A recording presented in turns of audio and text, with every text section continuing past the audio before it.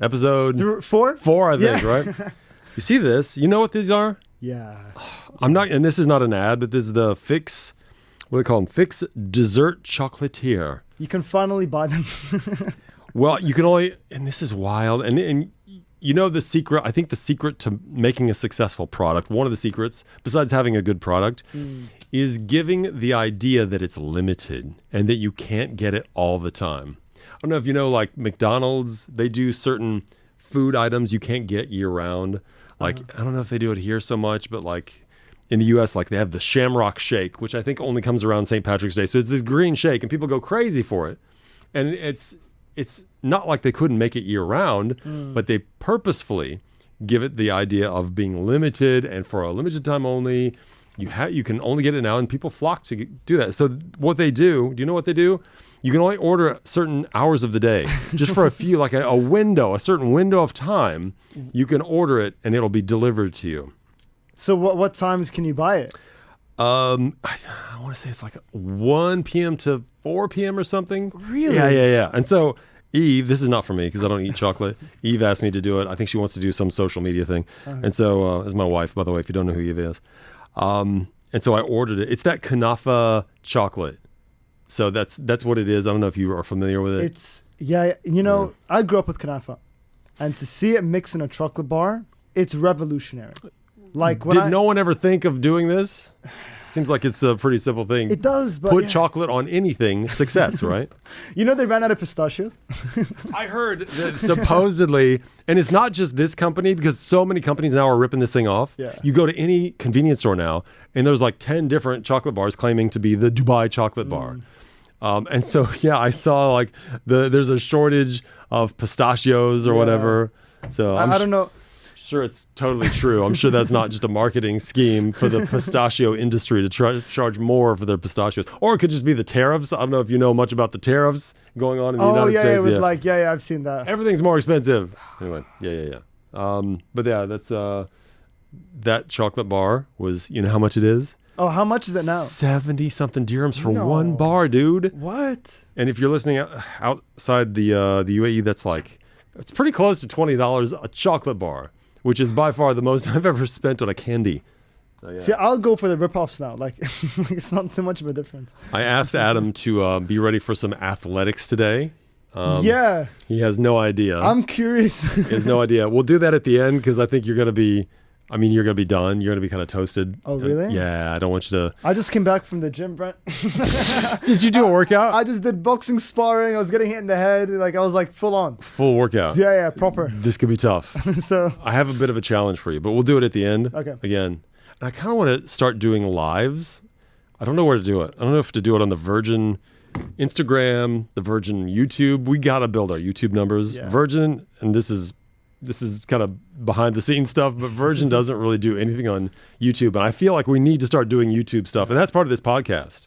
You know, I want to make this podcast good for a couple of reasons. One is to kind of drive the numbers on our social. Because I think we can offer, don't you think we can offer something good? I feel like we could do good things here. And also the YouTube has been dead on Virgin. I put stuff on my own YouTube. I might have more subscribers than Virgin. I'm not sure. We gotta up it. Let me check. I tell Adam to bring stuff to the show every week, and then I end up talking the whole time, so you never get to do it. Tell me something you brought to the show. What is it? Well, I'm curious, Brent, because I think we grew up in different generations. Did we? I didn't know. It's right there on the name of the podcast. Yeah. We grew up different generations. I feel it's probably a big tangent, but when you were growing up, if you wanted to make some money, what is it you did when you were a teenager? Okay. Like, why? Why? Is it because you're looking to make some money? No. Because I want to also mention what I did. I want to see, like, is it something that maybe you did as well when you started? Okay, if I wanted anything. Did you have a side hustle growing up? We didn't call it hustle then. We called it part-time job, okay? Okay. All right. Because there's no hustle. It's just like you go, you apply for a job. They decide if you're not too much of an idiot, they'll let you around their business, and then you can do work. I had a few part-time jobs. My first ever, which is funny, was umpiring girls Umpiring? girls slow pitch softball. Now, I don't know. I think you guys call it rounders here. You guys call it rounders. Yeah. You know what softball is? You know what baseball is, right? It's when you just throw the ball and you run around. Baseball is that, right? You know baseball. You've seen that's baseball. with the bat. Is Yes. that also rounders? Also with a bat. So Okay. baseball, imagine a much larger ball, like the size of a grapefruit. Okay. And instead of overhand, because it's kind of heavy and bulky, they actually pitch it underhand. Now there's slow pitch where they have to like really make the ball loft, and then you're like, I love slow pitch because you're just like, let me at it, and, smash it. And then there's fast pitch where they like wind up and fire it in, toward the batter, and then you have to really be fast. So I went to umpire school, and again, I'm a 15-year-old, I think. And you buy your little button-down blue shirt. An umpire. I don't know if you know what an umpire. It looks a lot like, not soccer, because that's way more athletic. Umpires in softball, you barely have to move, especially if you're behind the plate.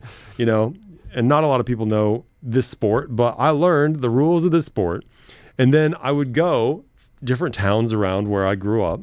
I would go around when there were games, and I might umpire like 3 games in a row or whatever, and I'd get paid a certain amount of money for each game, and then it was cash, and then I'd drive home. That was my gig. I think I was 16 because I was driving, so I must have been 16. Oh, nice. So I can't believe you drove at 16 as well. By the way, that's crazy. it's different, right? Well, Yeah, you can yeah. drive at 15 with an adult in the car. That's your learner's permit. Imagine that. Crazy. And that comes from a lot of that comes from I grew up in the country, so a lot of times farmers would need their kids to start driving for work, for working around the farm early, as young as possible. So I think that's kind of where that came from. And it's never caught up. I really feel like it's too young, but I was not driving. I had my license the first day I could get it at 16. It's like 16, 1 month and 1 day, I think, is when you can get your official drive by yourself license. Huh. Imagine that, 16, out on your own on the wild open roads of America. I was scared to drive at 18. I don't know, at 16? To just be, I mean, yeah. my parents, my dad let me drive. Like, I'd sit on the middle console of the car, and he would let me steer, and he'd work the pedals. Yeah, nice. that was the kind of growing up. No, it's pretty dangerous. One of his friends let me do the same thing because he thought, well, if Todd lets him, I'll let him. I almost drove us into this giant boulder. Oh, that could have ended the story right there. That could have been it. He grabbed the wheel to get us. He's like, I didn't know what I was doing. But I think it's those near-death experiences where you kind of learn the biggest lesson. Okay, so I've gotten us off track. Yeah, fair. But because actually that was you. That was me. Talking about me driving. So that was my first part-time gig. Was it hustling? Not really. It was something fun I could do. It wasn't real work. Eventually, I ended up working at a Dairy Queen. That was something I did. Yeah. Did they give you free ice cream? They didn't give it to you, but you take it. We also were a Dairy Queen that had it's called the Brazier, which is like burgers and fries and stuff and sandwiches. Oh, okay. So yeah, I definitely, I was overweight then as well. So I definitely had my share of, oops, I made this order for somebody and they didn't pick it up kind of food, Oops, I mean, I made too many burgers. I guess I'll have to eat these. I wouldn't want them to go to waste. So yeah. So that was, but I think I did that a lot because the ice cream side of it was all run by girls. And so that was the only way I could hang out with girls, I think, because I was definitely not the kind of guy to just be able to be around girls. So yeah, that was part of my gig. Man. That was, yeah. But I mean, you actually had to apply for that job. You had to be accepted. They had to allow you to come in, do your tax information and all that. So it was a real job. It was part-time, but it was a real job. Yeah. So, I mean, before I got to university, and then I had more part-time gigs then in university. While I was in school, I was also working part-time to try to afford life because my parents didn't really pay anything for uni, right? So yeah. Why? Now, what did you do as a teenager, since you're just out of your teens? What did you do for extra money? When I was 16, I 4 years ago. 4 years ago, right? Back in my day. I was on Instagram. In 2021. Right. Wild. During the pandemic. During the pandemic. That must have been different. Man, I was getting metros and stuff like that, and I couldn't afford metro, like, to catch the metro, and I started going out with my friends to the malls, like back with the Chamak days, and I couldn't pay for like you know. Have those days ended, by the way? Are the Chumuk days over? They're not over. They're over for me, but they're still there for others.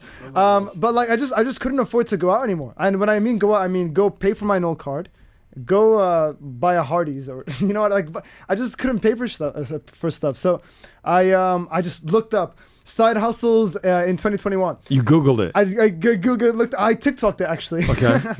And it was all crypto, and it was all like stock. I'm like, no man, like I don't want something where, and maybe it's me being lazy, but I don't want something where I just have to put money to, like I just want to just do something. And I saw this one guy talk about walking dogs.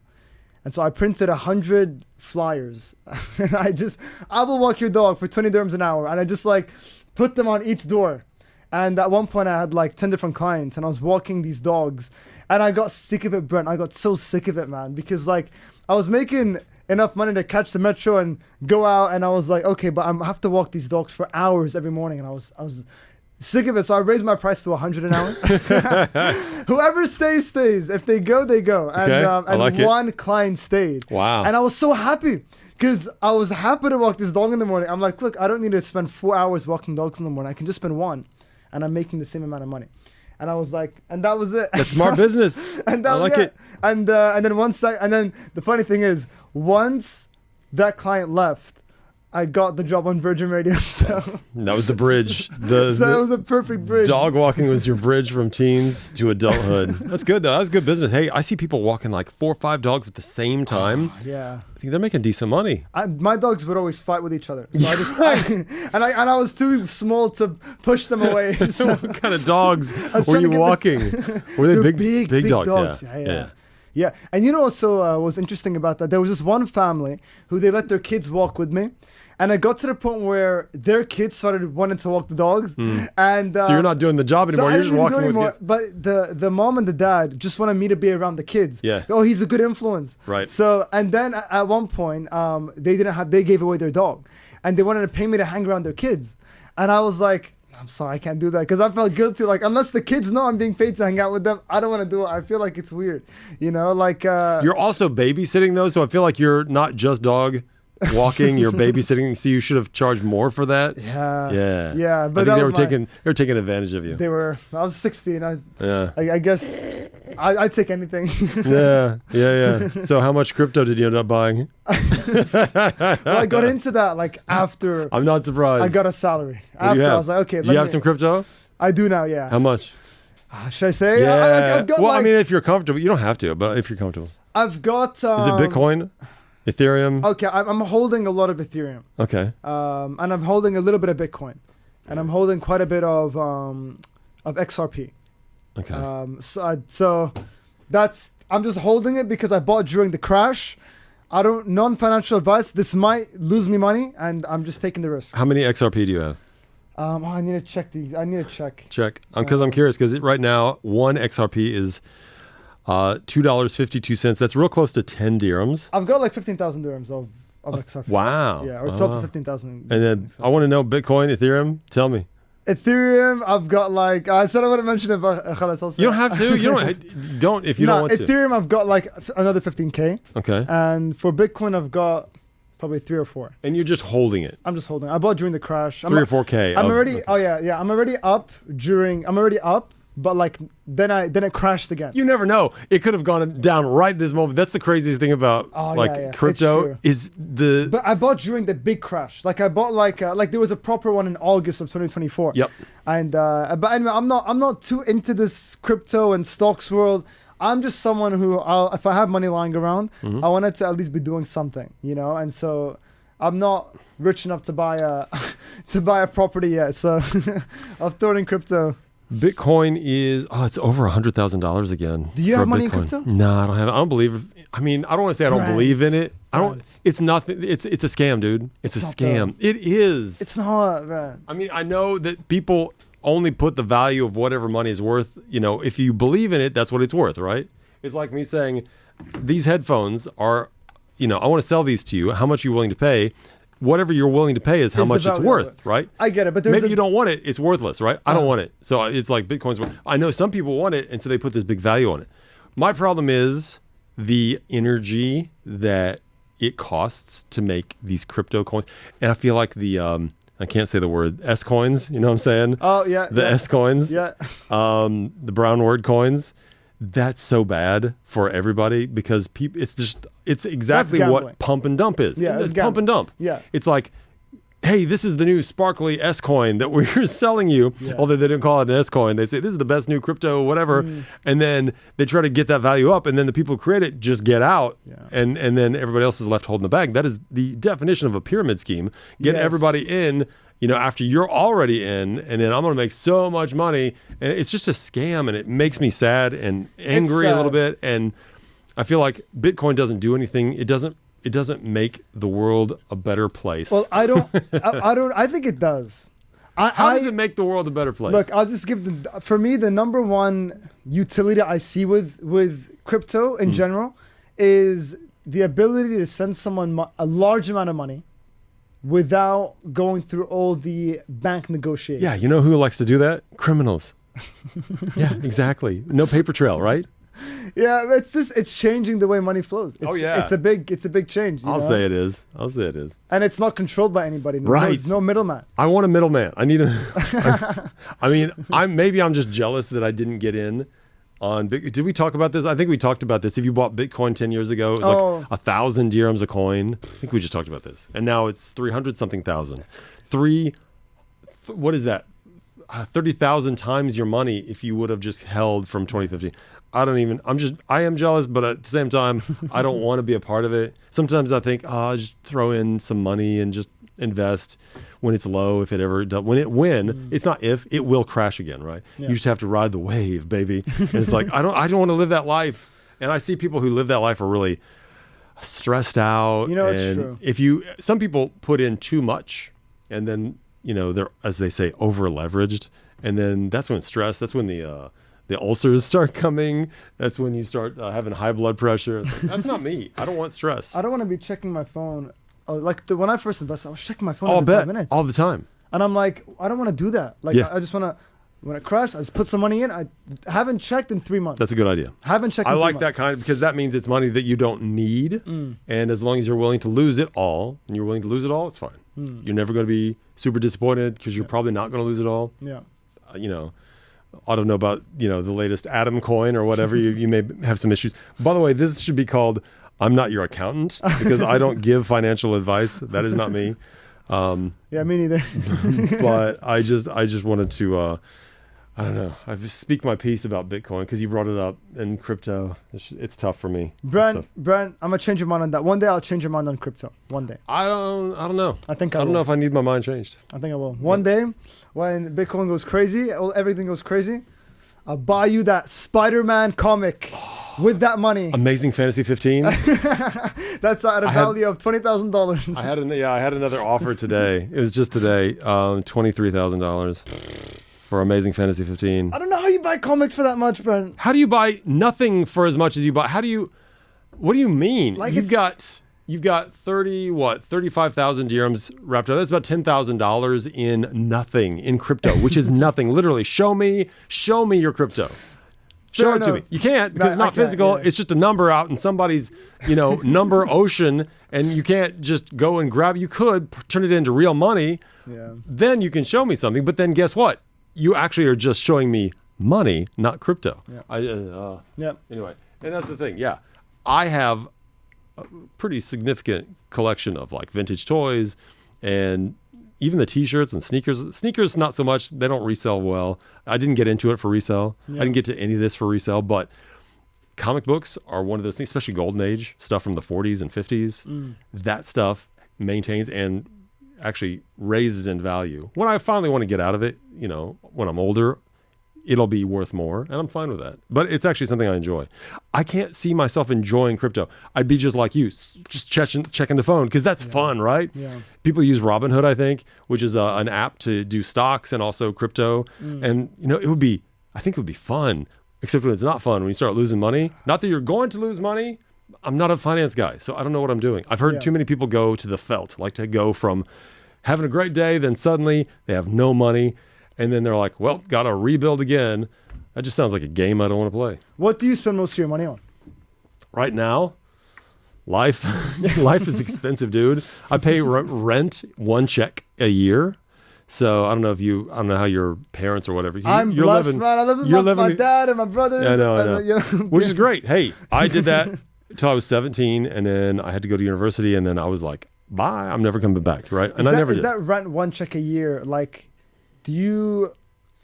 It hurts, man. It hurts because I see all that money go out of my account at one time. And it's a lot because it's a villa. We have a villa. Yeah. And it's not like the most lavish place, but it's like 4 bedrooms, which that's a lot. I mean, yeah, for sure. It's just, and we're 2 people. Dude, we're 2 people and we have 4 bedrooms. Why do you pick 4 bedrooms? Guests and like... I just like my space. I need a room for my sneakers. I need a room for my comic books and my toys. Obviously my wife, she needs her own bedroom apparently. So we both have our own separate bedroom, but then we have our own bedroom we're together in. So we sleep in one. She has her own as her office / I love that you have your own bedroom. She has her own bedroom, but you sleep in a different bedroom. Right. Exactly. Wow. Yeah. So that's beautiful. And we also have guests. If we ever have guests, then we have 1 or 2 places for people to hang out. Nobody ever visits us, which is pretty funny. So, but it's like all my toys. I love it. I've got really nice space we've got space for 2 cars. We don't have to worry when you're in, and I don't know if you have ever had to deal with this. If you're in an apartment or something, a lot of times a 2-bedroom apartment, they will give you, and this is BS, they'll give you 1 parking spot for 2 bedrooms. So here, Eve and I are 2 cars and I have a motorcycle. So where are we going to put all this? You go out to a villa at least, and then you don't have to worry about that stuff. It's just easier. It's a little bit easier to live, if you get out of the big city. But then I have to drive, and Hesse Street is so bad. It's my stressor. I have one stressor. I was talking about this earlier this week. I have one thing that causes stress in my life right now, and it's Hesse Street. And I like to get rid of things. When you have something that stresses, like what stresses you? Do you have anything you're 20, but I know even as a 20-year-old, you have things. I do stress a lot, to be honest. You. Tell me the biggest thing right now in your life that is a stress. Ooh, biggest stress in my life. If you have to think too hard, then you live a pretty charmed life. It's just whether I really want to say it. It's a little bit personal. Okay, you don't have again. But it's, I will make this clear throughout the length of this podcast, not just today, every day. I will never want you to say something you're not comfortable with. All right? Fair. Okay. Fair. No, I feel that. Now tell me. It's mainly family, because like I put a lot of stress on myself to I want to make enough money so I can fly my mom here whenever I'd like to. I'd like. She's in Australia? She's in Australia. My parents got divorced 3 years ago. And so she lives in Australia. I want to be able to, if my little brother's missing my mom, I get to fly him out, no problem. I want though, it's mainly to keep the family. That's it. It's a stress of, I gotta work. I gotta make something happen. It's just more of on myself. You feel like you've got a lot of responsibility on your shoulders. I just put it all on my shoulders. Yeah. Maybe I shouldn't, but I think I work well under pressure. And if I don't put it on my shoulders, I feel like I'm not working hard. Good guy. I like that. See, this is why I'm happy to do this thing with you. I wouldn't want to do this with many people. I wouldn't want to do a podcast. I do it with a handful of people. I do it with my wife. I do it with Chris Fade. Probably Pretty is a good, she's really good. I think, she's great. We could get along. And you, there are not many other people that I would do a podcast with. And it's a professional thing, but it's also like a vibe thing. So I'm going to make you do something dumb right now. Okay, I'm in for it. You ready? I'm in for all the dumb stuff. Because I don't want this podcast to go on forever. We have to get out of the studio because in 30 minutes it'll be taken over. Oh yeah. Okay, so this is a story that came out this week. Delta Airlines. You heard of Delta? It's one of the airlines in the U.S.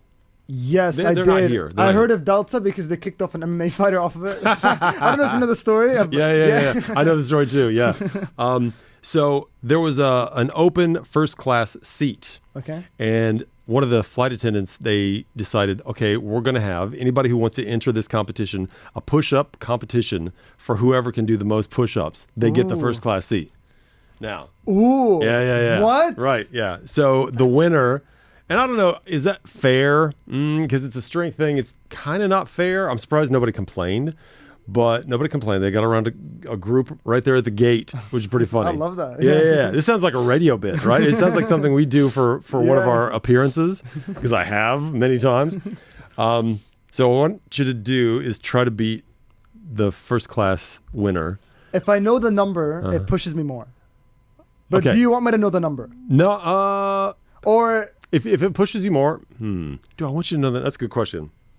I'll just go. I'll just do the push-ups. Okay. And then when I'm about to break, I'll say, tell me the number. All right, that's it. And when I'm about to break, I'll say, tell me the number. All right, I'm going to do full range of motion. I'll go puffer. Okay. I just came back from the gym, but I feel good now. This is motivating I me. do. I like it. Okay, I'm going to I'm going to come over there. Hold on. Your mic is that your mic right there? Yeah, I think that's your mic. So we're going to just have it on you. Okay, here we go. All right, hold on. So I'm gonna change the camera angle so that it's on you. Right here? Well, I don't know. Let's see. Hold on. I gotta get this. Adam had no idea we're doing this. I don't think we can actually see the floor anywhere in the studio. Ooh, what about the big camera? Hold on. I may have to come over here. Hold on. All right, let's go. Let's go. Hold on. I need to switch. Here we go. Okay, so let's try to get you down here. Okay. This is so bootleg. All right. Okay, right there. See okay. that? See where you Yes, are? I see it. This way. You got to come this way. Okay. This way. So face me. Okay. Feet that way. Head this way. Feet that way, head this way. Or whatever you want. See the go guitar? Let's get the guitar out of the way. Okay. Okay. This is dumb. Okay. All right. So this way, whatever angle you want, just so you can see where we can see in the corner. The corner is your. I'll do it like this. Okay, go ahead. Get down there. So. You see my head. No, go to your left. Left. There you go. That's perfect. All right. Okay, this is Adam trying to get a first class seat on Delta, which doesn't even exist in this country. Okay. All right, go ahead. All right, good push-ups. 1, 2, 3, 4, 5, 6, 7, 8, 9, 10, 11, 12, 13, 14, 15, 16, 17, 18, 19, 20, 21, 22, 23, 24, 25, 26, 27, 28, 29, 30, 31, 32, 33, 34, 35, 36. Great radio, by the way. 39, 40. Wait. Oh, whoa. He's stretching. 41, 42, 43, 44, 45, 46, 47, 48, 49, 50. Oh, he's up to 50. Good push-ups. Get down there. Do 2, 3, 54, 55, 56, 57. This is pretty impressive, actually. What's the number, Brent? No, you haven't gotten there yet. You're not there. 58, 59, 60. First class. The number is 61. Oh! The number is 61. 61. 62. He made it. There it is. Let's go. Look at the color. Look at the color. Look at the color. He is bright red. Come on. Are you okay? Yeah. All right. That's Adam. There you go. We did it. That was dumb, but appreciate it. Whew. Oh, I feel destroyed, to be honest. Yeah, well, I mean, you did work out, right? You worked out before we got here. All right. I think that's it. You see why I wanted to end with that? Yeah, I'm glad we didn't start with that. Oh my gosh. All right. You got anything else? Love you, Brent. I love you, man. Are you sure? All right. Thanks, man. See you next week.